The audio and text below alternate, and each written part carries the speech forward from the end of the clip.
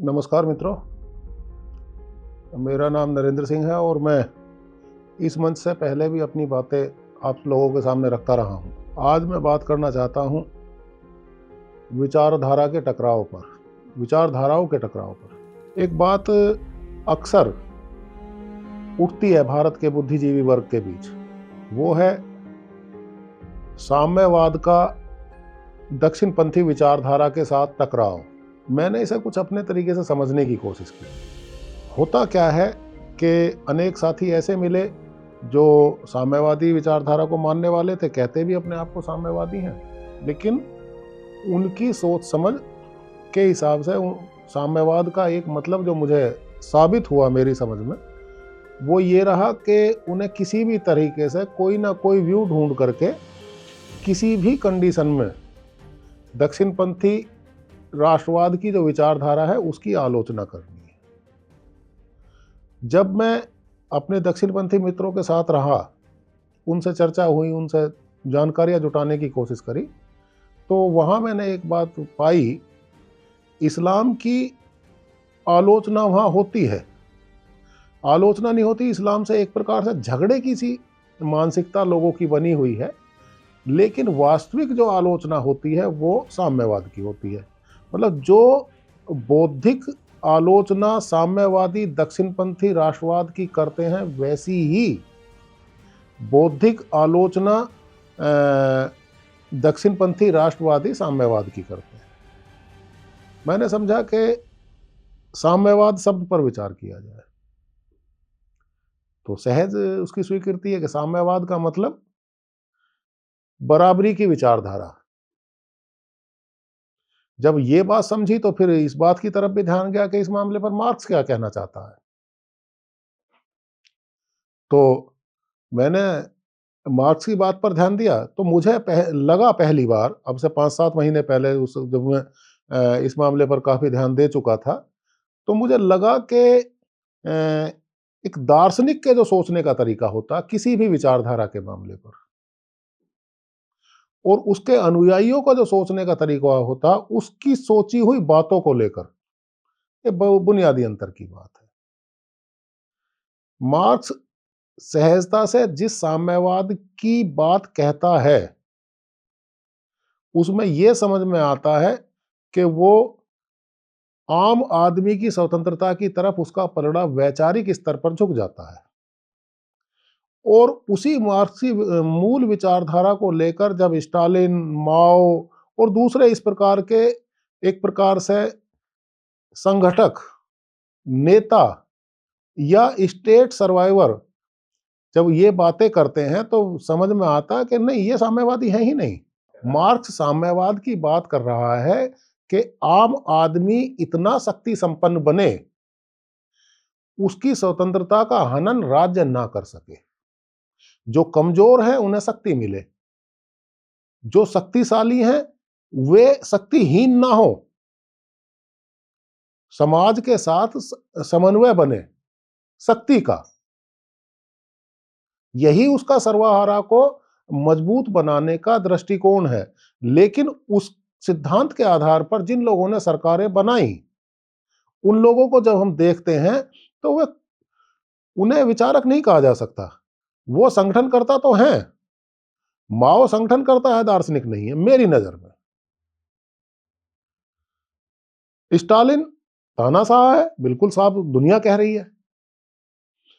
माओ के आधार पर चीन की दूसरी सत्ताएं बनी तो उन्होंने पावर सेंट्रलाइज कर दी पूरी तरह से।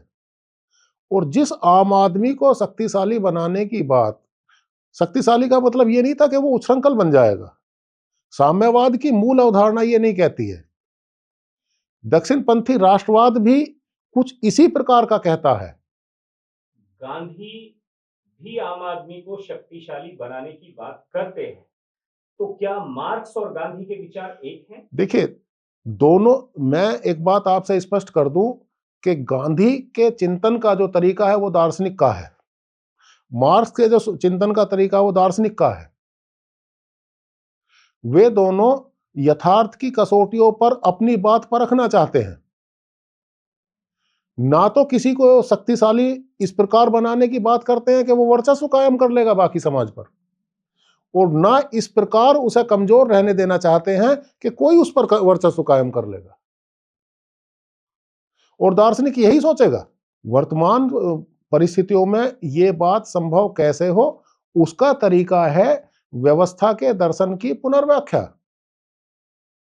ये समझा जाए कि अनुयायियों ने जिन्होंने राज्य बनाए हैं, विचारकों के या दार्शनिकों के सिद्धांतों के आधार पर जिन्होंने राज्य बनाए हैं, वो ये स्वीकार करें कि वे जो लोग, जिन्होंने गांधी या मार्क्स या फ्रांस में देखते हैं रूसो, इस प्रकार के जो विचारक हैं, इन्होंने कहा अपने टाइम में जो स्थापित सत्ताएं थी, जिन्होंने एक प्रकार से पब्लिक पर वर्चस्व कायम कर रखा था, उसकी स्वतंत्रता को रोक रहे थे,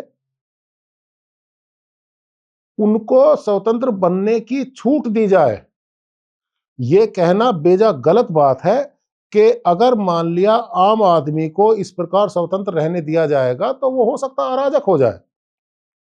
मैं इस बात की काट के लिए एक बात समझता हूं और वो कहता भी हूं अक्सर अपने साथियों से कि समाज अराजक हो जाए, भीड़ अराजक हो जाए, व्यक्ति अराजक हो जाए।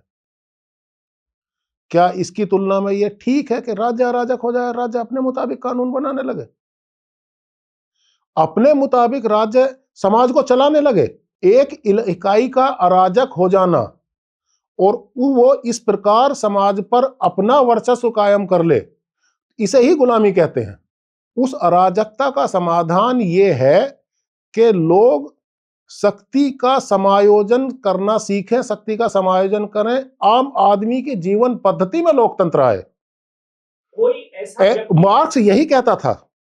मार्क्स जो मतलब जो उसकी इंटेंशन थी कहने की, जो मुझे समझ में आई, उसका यही कहना था कि जो दबे कुचले लोग हैं, उनको उनकी जीवन पद्धति सरल हो, उनके प्रति जवाबदेह हो, उन अपने प्रति वे लोग इस प्रकार से ना हो कि वो एक मशीन की तरह चलाए जाएं।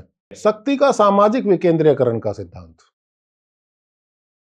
शक्ति के विकेंद्रीकरण की वर्तमान लोकतांत्रिक सरकारें बात कर रही हैं, बहुत बड़े पैमाने पर सभी कर रही हैं। भारत का पंचायत एक्ट यही बात कहता है, जो कहता है लागू नहीं होती।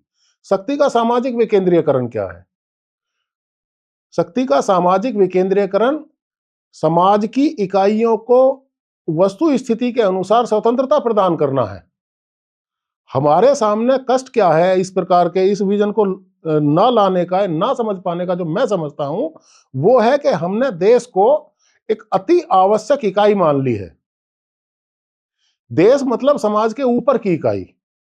मेरा समझना यह है कि देश स्थानीय व्यवस्था के लिए, मतलब एक व्यवस्था का एक बृहत्तर रूप होता चला गया है, परिवार, गांव, जिला, प्रदेश, देश। लेकिन मेरा समझना यह है कि देश अंतिम इकाई नहीं है व्यवस्था की, अंतिम इकाई विश्व है। अब जब तक हम देश को अंतिम इकाई मानते रहेंगे, तब तक सत्ताएं ये बात कहती रहेंगी कि उनका अर्थ बिल्कुल ठीक है, उनके होने का जो तरीका है, वो जो उनके बनने का तरीका है, वो बिल्कुल ठीक है। इस जाल के बाहर निकलने का रास्ता जो बनता है, विश्व को, पूरी दुनिया को एक समाज की इकाई माना जाए, पूरा समाज एक इकाई के रूप में माना जाए। सरकार तो वो हर एक आदमी है जिसके लिए व्यवस्था बनाई जा रही है, जो सबसे नीचे, जो केंद्र में खड़ा है। अभी तक हाँ, ये अभी तक एक विजन है क्या? दरअसल में जो इंडिविजुअल है, जो अकेला आदमी कहीं है, जो एक आदमी है, मान लिया मैं हूं, आप हो, कोई भी हो, उसको माना क्या जा रहा है? उसको माना जा रहा है सबसे नीचे, और उससे जो बड़ी इकाइयां उसके ऊपर पायदान दर पायदान चलती चली जा रही हैं। गलत बात है।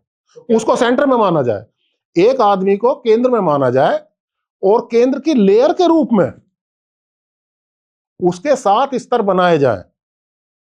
अगर आप इस तरफ मुझसे ये बात समझना चाहते हैं, जो मैं समझता हूं वो आपसे कह रहा हूं, जिस एक इकाई को, जिस एक आदमी को आप सबसे छोटी और सबसे कमजोर इकाई मान रहे हैं, सिद्ध कर रहे हैं कि उसके ऊपर गांव, उसके ऊपर परिवार, उसके ऊपर गांव, उसके ऊपर ये, उसके ऊपर वो, उसके ऊपर दुनिया, ना, उस छोटी इकाई को एक माना जाए और यह देखा जाए कि इसे किन किन मामलों में आजादी चाहिए, वो केंद्र में है।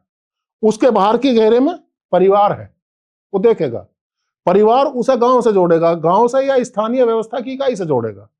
स्थानीय व्यवस्था की इकाई उसे प्रदेश तक ले जाएगी, प्रदेश उसे देश तक ले जाएगा। मैं देश के सिद्धांत को अमान्य नहीं कह रहा हूं, लेकिन मेरा कहने का मतलब यह है पूरी तरह से कि देश को अंतिम इकाई ना मानी जाए, संप्रभु इकाई ना मानी जाए, संप्रभु इकाई समाज को माना जाए जो पूरी दुनिया है।